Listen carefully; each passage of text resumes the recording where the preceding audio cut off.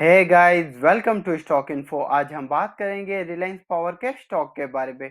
क्या ये सही वक्त है स्टॉक को अपने लॉन्ग टर्म पोर्टफोलियो में ऐड करने का या फिर नहीं, और स्टॉक के लॉन्ग टर्म टारगेट्स क्या रहेंगे वो भी हम डिटेल में डिस्कस करेंगे। चलिए शुरू करते हैं।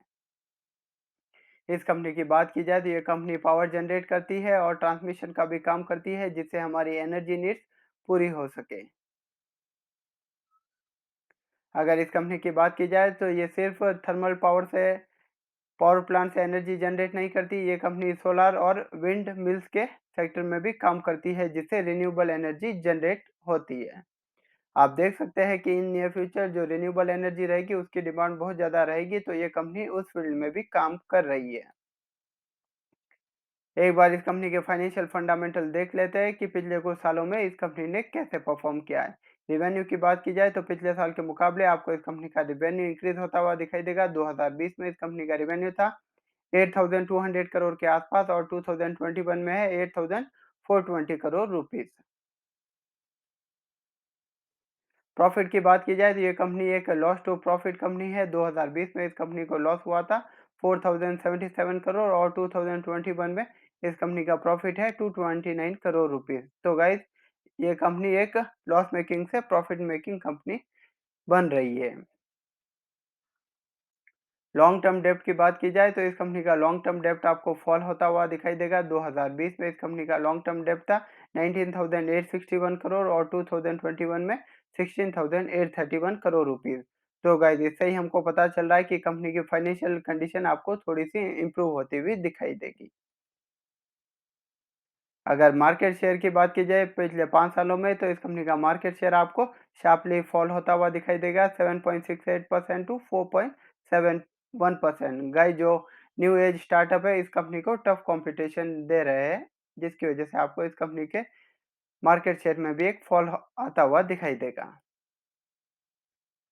एफआईआई होल्डिंग की बात की जाए पिछले 3 महीनों में, तो एफआईआई होल्डिंग आपको इंक्रीज होती हुई दिखाई देगी 4.92% टू 5.95% के आसपास।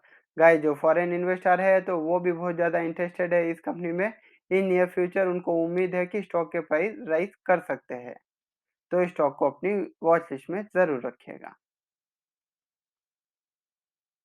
अगर प्रमोटर होल्डिंग की बात की जाए तो प्रमोटर होल्डिंग ऑलमोस्ट 25% के आसपास है, जिसमें से 6% ऑलमोस्ट इन्होंने प्लेज किया हुआ है।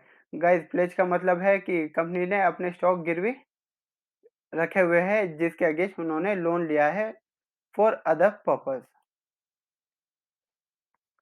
एक बार हम कुछ कंपनीज को कंपेयर कर देते हैं कि पिछले 5 सालों में उस कंपनी ने कैसे परफॉर्म किया है। कंपनीज रहेगी Reliance power, NTPC, JSW energy और टाटा पावर। तो गाइस, आप देख सकते हैं इन सारी कंपनीज ने आपको अच्छा रिटर्न दिया है, एक्सेप्ट रिलायंस पावर ने। रिलायंस पावर ने आपको पिछले 5 सालों में -70% तक का रिटर्न दिया है। अगर आपने 5 साल पहले 1 लाख रुपए रिलायंस पावर में लगाए होते तो सिर्फ आपके 30,000 ही आज आपकी कैपिटल बचती थी। अगर हम इंडिया के फ्यूचर एनर्जी ट्रेंड को देखें तो 2019 से 2030 तक बताया जा रहा है कि जो एनर्जी डिमांड है आपको 50% इंक्रीज होती हुई दिख सकती है फ्रॉम दी करंट लेवल। तो इन नियर फ्यूचर आप देखेंगे जितनी भी पावर जनरेशन कंपनीज हैं उनके स्टॉक प्राइस में आपको एक मैसिव राइज आता हुआ दिख सकता है। आपके सामने है रिलायंस पावर का chart on daily time frame. तो गाइज, ये स्टॉक ऑलमोस्ट 14 रुपीज़ के आसपास ट्रेड कर रहा है। अगर प्राइस टारगेट की बात की जाए शॉर्ट टर्म, तो ऑलमोस्ट आप 19 रुपीज़ का प्राइस टारगेट इसका मान सकते हैं।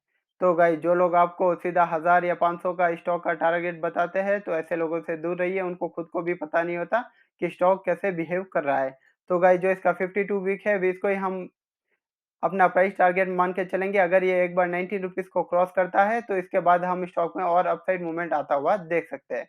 हाल फिलहाल के लिए स्टॉक का प्राइस टारगेट रहेगा 19 रुपीज़ 30 पैसे के आसपास। गाइस, जो फेक टारगेट प्रोवाइड करते हैं तो ऐसे लोगों से आप दूर रहिएगा, वरना आपको लॉस भी फेस करना पड़ सकता है।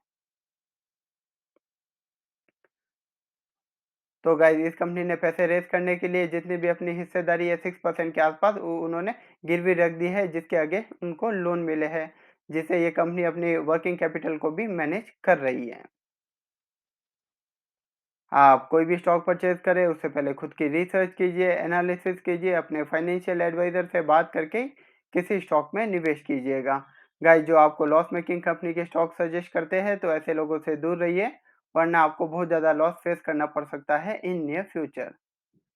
गाइस तो मेरी आपको राय होगी, अगर आपके पास 1 लाख का कैपिटल है तो आप अपने कैपिटल का 2 टू 5% स्टॉक में लॉन्ग टर्म के लिए लगा सकते हो। उससे ज़्यादा आप स्टॉक में पैसे निवेश मत कीजिएगा। एफआईआई होल्डिंग इंक्रीज हुई है, इसका मतलब है कि स्टॉक के प्राइस में आपको फ्यूचर में राइज आता हुआ दिख सकता है। अगर आपको ये वीडियो हेल्पफुल लगी हो, वीडियो को लाइक कीजिए, चैनल को सब्सक्राइब कीजिए। अगर आपका कोई सजेशन है या कमेंट है, वो भी मुझे ज़रूर बताइएगा। गाइस जितने भी मैंने स्टॉक बताए हैं तो उनकी भी परफॉर्मेंस आप एक बार जाके चेक कर लीजिएगा कि मैंने जो स्टॉक बताए उन्होंने कैसे परफॉर्म किया है। जो भी मैं स्टॉक बताऊंगा उसके पीछे प्रॉपर रिसर्च होगी। मैं कभी भी कोई भी आपको लॉस मेकिंग कंपनी या रैंडमली कभी कोई स्टॉक आपको सजेस्ट नहीं करूंगा। Thank you guys.